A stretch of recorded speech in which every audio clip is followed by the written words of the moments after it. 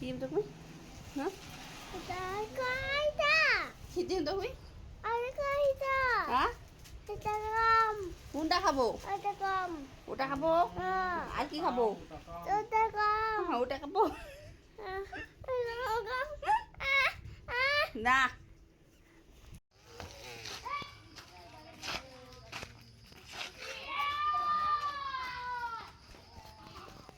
বাবা কই ঋষি? বাবা কই?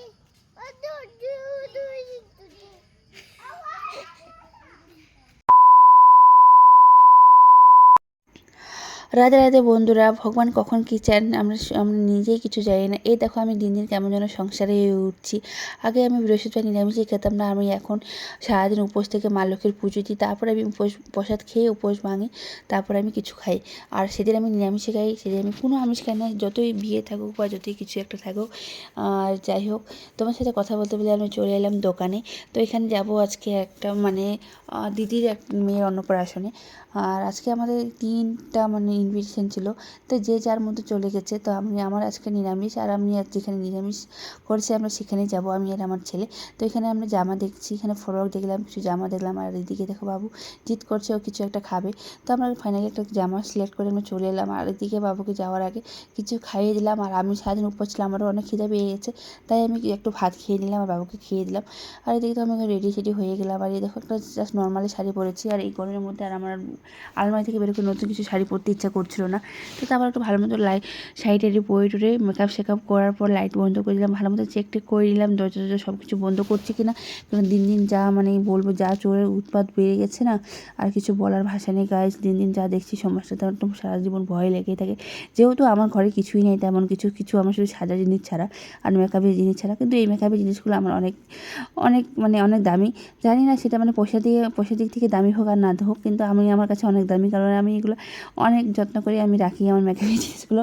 তো তাই ভাবি কেউ কিছু না নিয়ে যাক।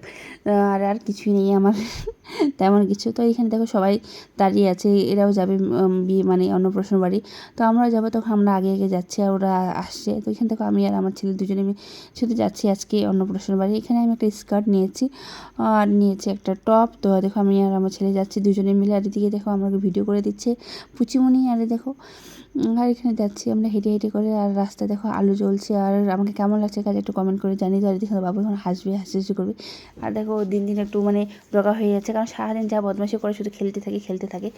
তো তারপরে আমরা চলে এলাম ফাইনালি অন্নপ্রাশন বাড়িতে, যেখানে অন্নপ্রাশন হচ্ছে।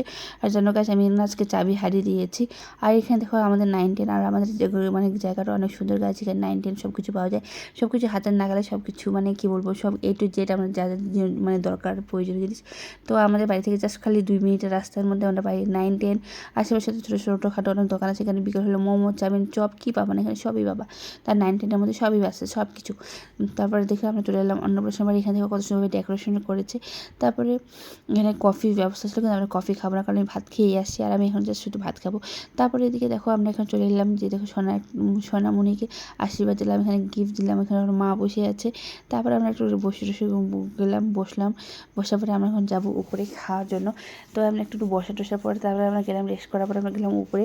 তো উপরে দেখো গেলে প্রথমে দিয়েছিল স্যার, আর এখানে সব নিরামিষ ছিল গাছ। আর আজকে আমার নিরামিষ, আর আমি আজকে আমিষ করলে তো আমি আসতামই না, যা এখানে নিরামিষ ছিল। তারপরে আমাদের দিয়ে দিল ভেজ চপ দিয়ে দিয়েছে, তারপর দিয়েছিল একটা কুমড়োর বড়া, আর এখানে স্যালাড দিয়েছে, আমি এখানে স্যালাড খাচ্ছি। আর এদিকে দেখো আমি কয়েকটা চপ নিয়ে নিচ্ছি বেশি এক্সট্রা, কারণ চপ খেতে খুবই ভালো লাগে। আর এখানে দেখো আমি লেবু দিয়ে এখানে খেয়ে নিচ্ছি। তারপর এখানে দিয়ে দিল আমাদের ভাত, সাদা ভাত গাছ, তার মধ্যে ডাল দিয়ে খেতে এত ভালো লাগে। আর আমি বিয়ে বাড়ি হোক অন্নপ্রাশন বাড়ি হোক, আমার ডালটা খেতে এত ভালো লাগে না, আমার কী বলবো, মুগ ডাল যে পনির দিয়ে করুক বা ভেজ ডাল করুক, সেটা খেতে এত দুর্দান্ত হয় না কি বলবো। আর এখানে দিয়েছিল পটলের কোরমা বা কিছু একটা, পটল যেটা সর্ষে বাটা দিয়ে করছে, সেটা খেতে খুব দুর্দান্ত ছিল গাইস, খুবই টেস্টি ছিল। নিরামিষ খাবার ছিল কিন্তু খুব টেস্টি ছিল গাইস। নিরামিষও খাবার এত টেস্টি হয় আমার আগে জানা ছিল না। তারপরে আমি খাওয়া দাওয়া করছি। তারপরে আরও অনেক কিছু আইটেম আছে। তোমাদের কার কার মানে বিয়ে বাড়ি বা অন্নপ্রাশন গেলে শুধু খেতেই থাকো, আমি তো শুধু খাওয়ার জন্য আসি। তারপরে আমাদের দিয়ে দিল পনির তরকারি, এখানে মটর পনির করেছিল, এখানে দিয়ে করেছে চানার ডাল, কত রকমের হরেক রকমের খাবার। তারপরে দিয়ে দিল আবার পনির মানে ফ্রাইড রাইস দিল, তারপরে দিয়ে দিয়েছে আলুর দম। তারপরে আমাদের খাওয়া টাওয়া কমপ্লিট। তারপরে এখন আমাদের দিবে চাটনি, মিষ্টি আর দই।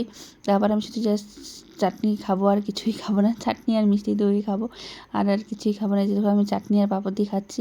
আর যেহেতু ভাত খেয়ে আসি, আমি তেমন আর বেশি ভাত খেতে পারলাম না, শুধু পনিরগুলো খেয়ে নিয়েছি। আর এখানে দেখো পাঁপড় দিয়ে চাটনি খাচ্ছি, আর এদিকে তো মিষ্টি খাইলাম। তারপরে খাওয়া দাওয়া শেষ করার পর এখানে চলে এলাম নাচানাচি করার জন্য। তারপর এখানে নাচানাচি করার পরে তারপরে চলে এলাম বাড়ি। এই হচ্ছে আমাদের আজকে ছোটো একটা ব্লগ।